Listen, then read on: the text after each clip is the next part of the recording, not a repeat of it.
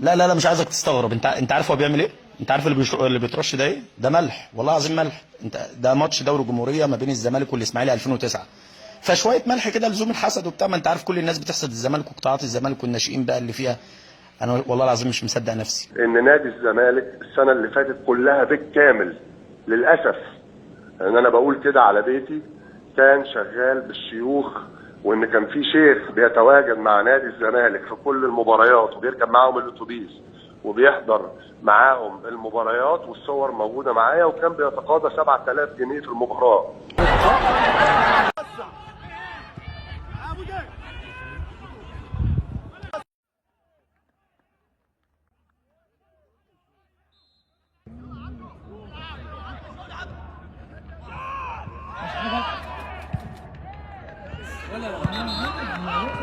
ان شاء الله احنا دلوقتي في قلب استاد القاهره، ان شاء الله، ومعانا المفاجاه ان شاء الله عم صلاح اللي هيقرا في الشبكه ان شاء الله عشان نفك بقى النحس اللي عندنا، والزمالك ان شاء الله هيكسب اسوان النهارده.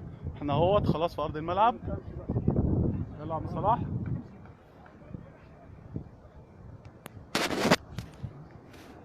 عم صلاح دلوقتي بيقرا ان شاء الله، وهنفك ان شاء الله النحس ان شاء الله. عم صلاح خلاص اهو ده يقرا، وهنفك النحس ان شاء الله النهارده، والزمالك هيكسب.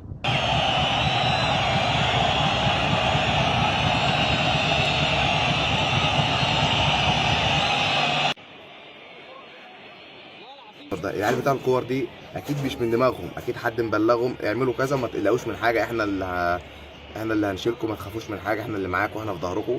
اكيد مش طفل هيروح يشيل الكور وهو فاهم هو بيعمل ايه، هو لازم يكون متبلغ برضه من حد من الطاقم الاداري في نادي الزمالك.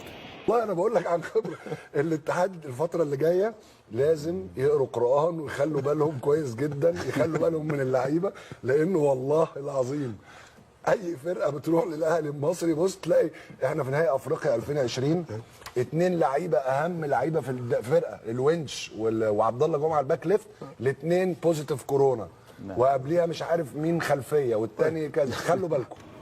ادي الزمالك، وده اعلان عن اريزونا، اعلان عن كباريه اسمه اريزونا اهو، شارع الهرم راح حاطط له من اعظم البرامج الراقصه شو. ليه نادي الزمالك ما عندوش دخل؟ لا، نادي الزمالك ما عندوش دخل. يعني نادي الزمالك دلوقتي لما تيجي تبص مثلا الدخل بيبقى من المباريات، من حقوق الرعايه، من الاشتراكات، وعندنا كمان المحلات بتاعه هايل. ايراد المباريات مش موجود في رصيدها صفر. حقوق الرعايه، العقد بتاع نادي الزمالك مع الشركه الراعيه بتاعتنا ده بيدفع. نمرة 3 البوتيكات، عندنا مصدر كبير من مصادر الدخل. معظم المحلات في قضايا، يعني احنا في مؤسستين، مش بتكلم افراد، مؤسستين، مؤسسه عليها 10 سنوات وفي قضايا مرفوعه من نادي الزمالك بقى لهم 10 سنوات ما بيدفعوش الايجار، وفي 10 سنين الايجار ما بيدفعش. 10 سنين في قضايا مع احد المؤسسات. نسبة قد ايه من البوتيكات ما بتدفعش؟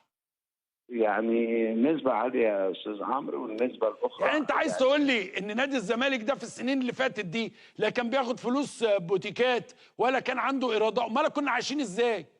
لا، كان في برضه، يعني إحنا جه فترة كان الشيخ تركي آل الشيخ دفع مبالغ كويسة للنادي، وفي نفس الوقت إحنا كنا عايشين بفلوس تركي آل الشيخ؟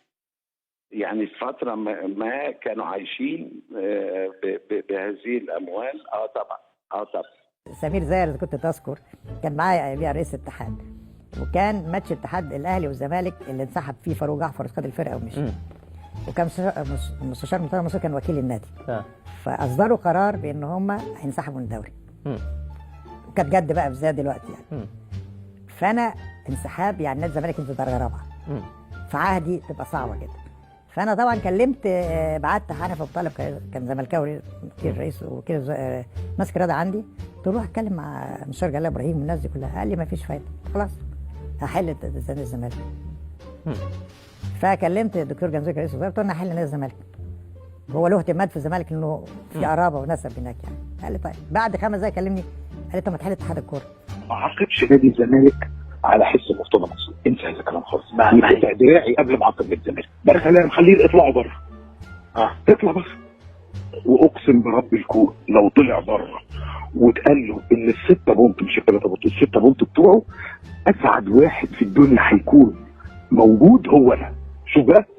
ايوه وحياة احفادي لو خد 6 بونت كمان مش 3 بونت انا يا عم هتحذب لك ورا. انا مش احنا كنا بنقعد نغني ونرقص مع، يعني انا اللي بستغرب له ان احنا كنا بنقعد نرقص مع بعض، والفرحه بشوفها في عينك يا ابني انا مش هعمل. مفيش يا عم الكلام ده. هو انا هيكون في حاجه ممكن اتاكد بيها ان انا ما خسرتش على الزمالك مش هعملها؟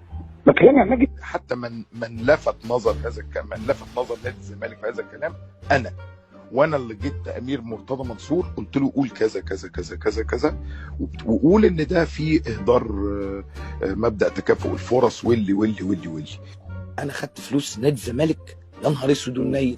ده انا طلعت فلوس من البنك، جددت عقد لسه كمان من 2022 ل 2027، وفي نفس الوقت كمان المستحقات اللي عليك المفروض ان انت تدفعها جبت لك ليها حل وحلتها لك على حاجات مستقبليه لسه هتيجي. وفوجئت ان ايه؟ القاتل الجاني هو عمرو الجنايني اللي عمل كذا كذا. بقي ما اتفتحش اطلع في وسط الناس كلها، يعني برضه انا ده ردا على اللي بيقول ايوه هتقول ان انا اللي قلت لهم وانا اللي عملت. يا فندم ما ينفعش جوه نادي الزمالك نعمل كده. هطلع اقول اصل انا وقفت ما قدام نادي الزمالك وعملت له كذا وكذا وكذا وكذا وكذا، يتقطع لساني قبل ما اجرس نادي الزمالك. مثلا في حكايه اما كان في مباريات مضغوطه لنادي الزمالك، لا احنا اتسالنا واحنا بالتالي سالنا المدير الفني بتاعنا وكان رايه ان انا اكمل المباريات. خدوا تاني مثال واضح، اما خبينا الورقه بتاعه الايقاف خلال ال6 شهور مضينا لعيبه وظبطنا الفرقه وكسبنا الدوري وبعدين اعلنا في الوقت المناسب. احنا في حاجات على فكره كتير جدا جدا جدا بنعملها وحقوق بناخدها والناس بتقعد تقول ان الزمالك ما خدش حق، احنا بنكون واخدين حقنا في حاجات واحنا مش عايزين نتكلم فيها. تمام. في حاجات احنا مش عايزين نتكلم فيها لان بتجيب لنا حقوق اكتر وبتجيب لنا حاجات اكتر وبنعيش في دور ان احنا اتظلمنا فيها، لكن احنا بنكون مش مظلومين في حاجات كتير بس مش عايزين نعلن.